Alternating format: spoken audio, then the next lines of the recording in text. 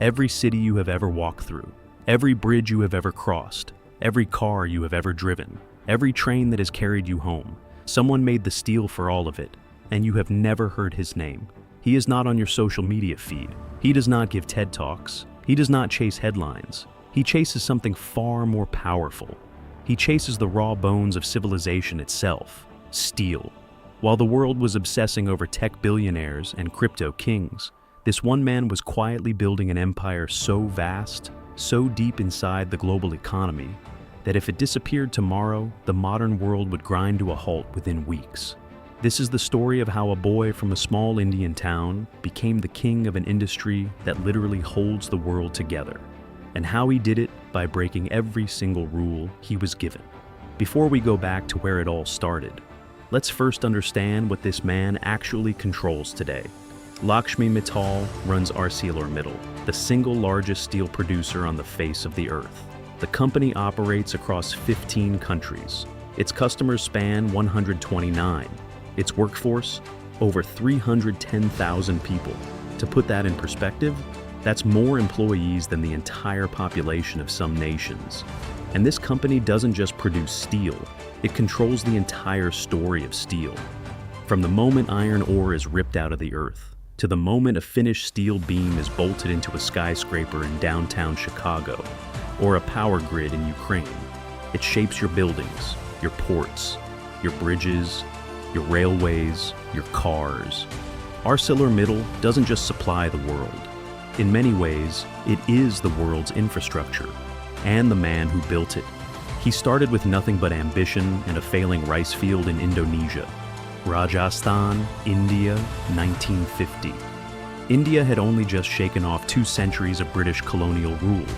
The country was raw, wounded, but burning with ambition. Lakshmi Mittal was born into this energy. His father ran a small steel mill, and from the time he could walk, Lakshmi was there, watching the furnaces, watching deals get made, absorbing everything he could about how raw metal becomes a product, and how a product becomes power.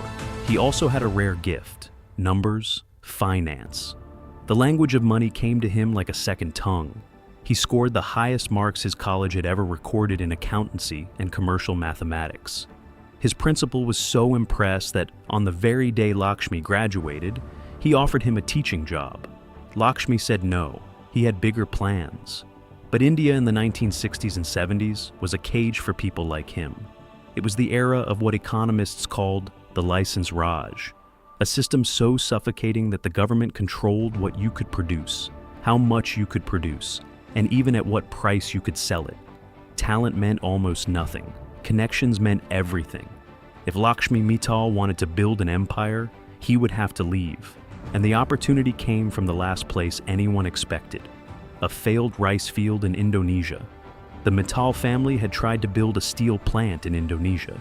They had bought the land, made the plans, but permits never came. Electricity was refused. The whole project collapsed. So Lakshmi was sent there with one simple instruction from his family: sell the land, bring back the money, come home. He refused. Instead of selling, he stayed. He studied the market. He redrawn the plans. He saw something his family had missed. The opportunity wasn't dead. It was just waiting for the right person. There was one problem: he had no money. India's strict exchange controls blocked citizens from sending capital abroad. Most people would have given up here. Lakshmi Mittal is not most people. He discovered a legal loophole in the Indian export system. Machinery and materials purchased in India could be exported overseas, with the government lending up to 85% of the cost, backed by the export itself. He then flew to meet Indonesian officials. He spoke the language every government loves to hear: technology transfer, job creation, economic development. They gave him the permits. They gave him the electricity. PT Ispat.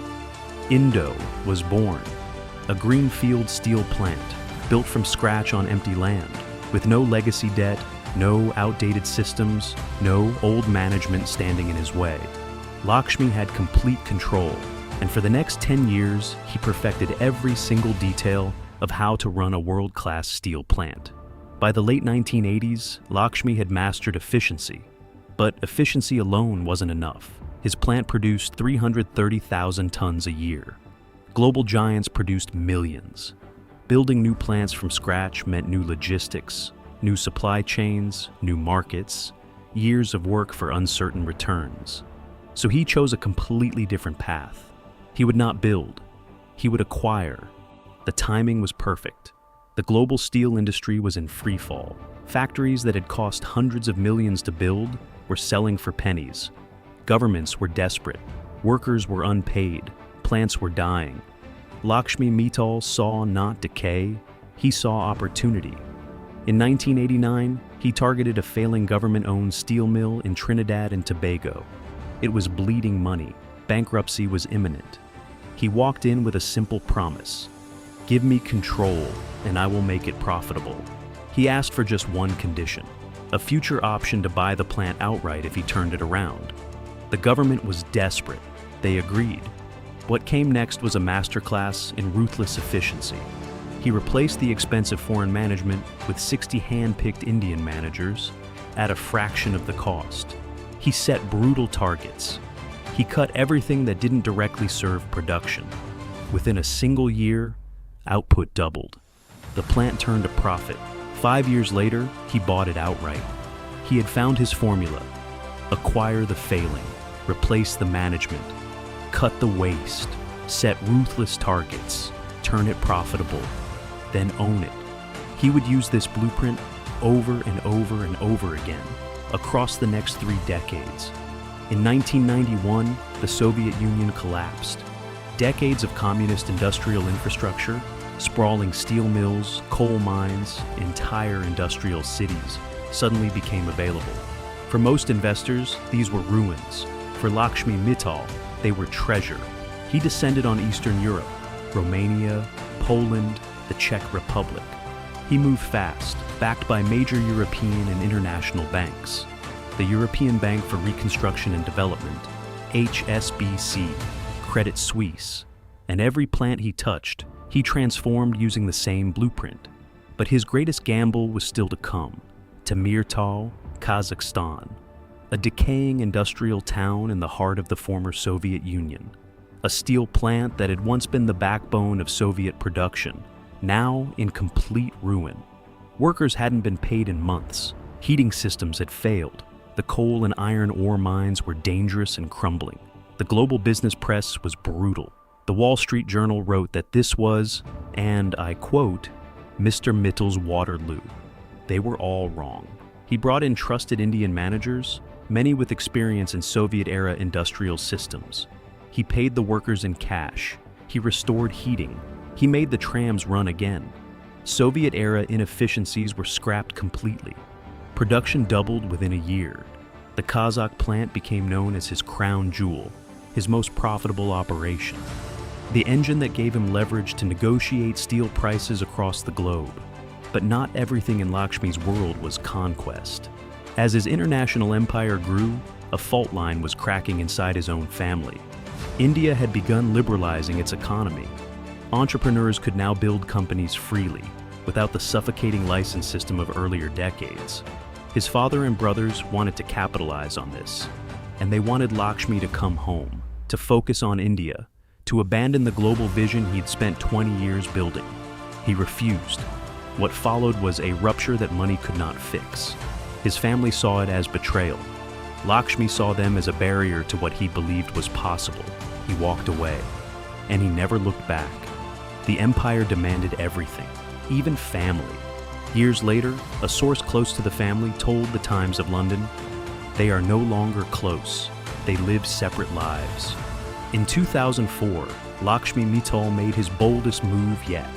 He merged 3 of his holdings, Isbat International, LNM Holdings, and the newly acquired US-based International Steel Group, into a single titanic company, Mittal Steel. The move echoed strategies from a century earlier, John D. Rockefeller, Andrew Carnegie. Men who understood that fragmented weak industries could be consolidated into dominant, unbeatable empires. Fortune magazine named Lakshmi Mittal the European Businessman of the Year in 2004. But even that wasn't enough. In 2006, Mittal Steel launched a hostile takeover bid for Arcelor, one of Europe's most prestigious steel companies. The resistance was fierce. European politicians, business leaders, and media all rallied against the Indian outsider, trying to seize their crown jewel. He won anyway. The merged entity adopted a new name, ArcelorMittal, the largest steel producer in the history of the world. Today, Lakshmi Mittal's influence runs far deeper than steel. He sits on the national investment councils of Kazakhstan and Ukraine, advising governments on how to attract foreign investment. He is a member of the World Economic Forum's International Business Council, a body that shapes global economic policy. He holds a position on China's platform for international business collaboration. He has donated millions to Harvard University, supporting scholarships and research. He serves on its Global Advisory Council. He has given generously to UNICEF for child nutrition and health. The World Steel Association awarded him its medal for advancing sustainable development in the global steel industry. But awards are not the full story. His company has faced serious lawsuits over industrial pollution. Critics argue that the concentration of so much industrial power in the hands of one man, and the political influence that comes with it, raises questions that go beyond business. When a single company controls the steel flowing through 129 countries, and its chairman sits in advisory councils across multiple governments, where does industry end and policy begin? There is a version of the Lakshmi Mittal story that is purely inspirational.